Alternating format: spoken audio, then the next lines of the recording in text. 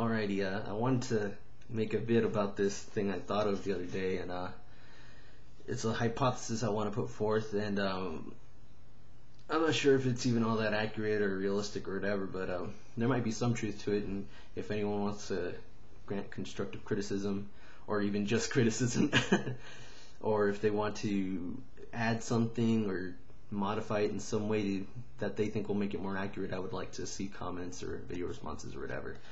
And alright, the thing that I called it is a supply illusion hypothesis.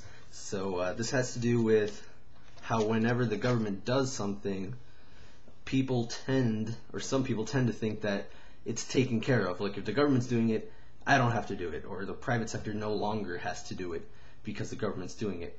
And so they believe that it's actually supplying a greater quantity than it really is.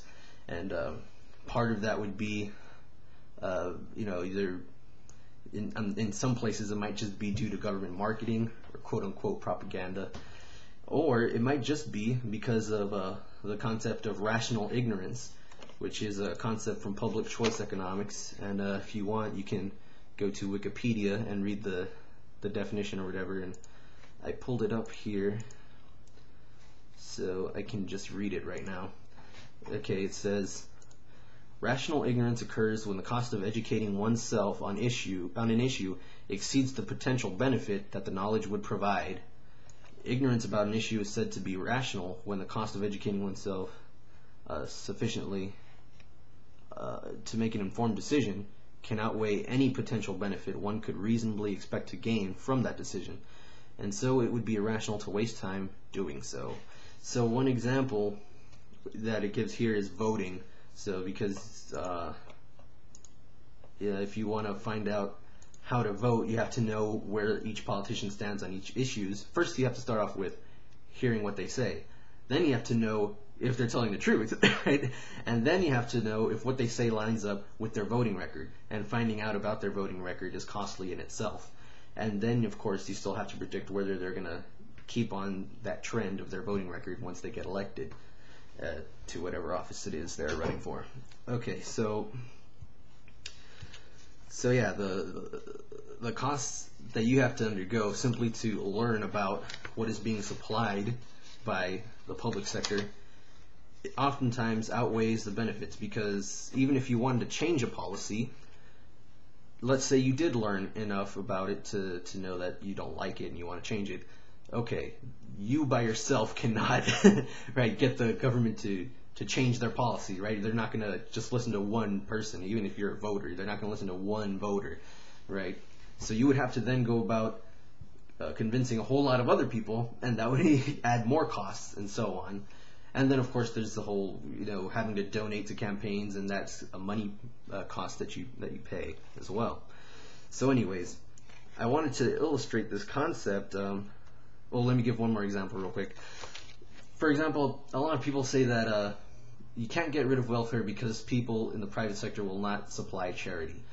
And one reason is because when private individuals see that the government is giving welfare, some of them feel less compelled to give to charity, to private charity. And so there's a reduction in private charity as there's an increase in government welfare. But of course, government welfare tends to be largely inefficient. So the amount of charity is still undersupplied. So what I did was I drew this little graph. I'm not a neoclassical economist. I adhere to primarily the Austrian school.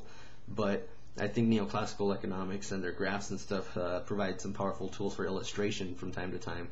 So I drew this thing on a little note card. And so here it is, my supply illusion hypothesis, if I can hold this still. Supply illusion hypothesis.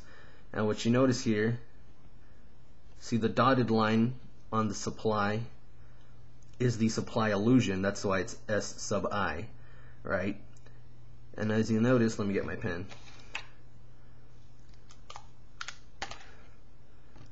As you'll note, this is a production possibilities frontier, with the private sector being the y-axis and public sector being the x-axis.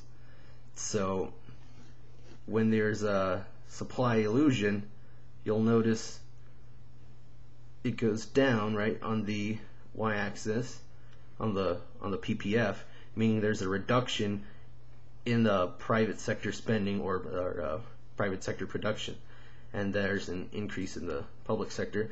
But there's not necessarily a what you call it, an equal trade-off because of government inefficiency. But I just wanted to illustrate it this way. All right, I can't get the hang of this camera here. Alright, so notice this, the space between these two lines here is the amount of crowding out, quote unquote, right? And the reduction in private sector production. So if anyone wants to criticize or add or modify this hypothesis, I would really appreciate it. And I'd just also like to know what you all think about it.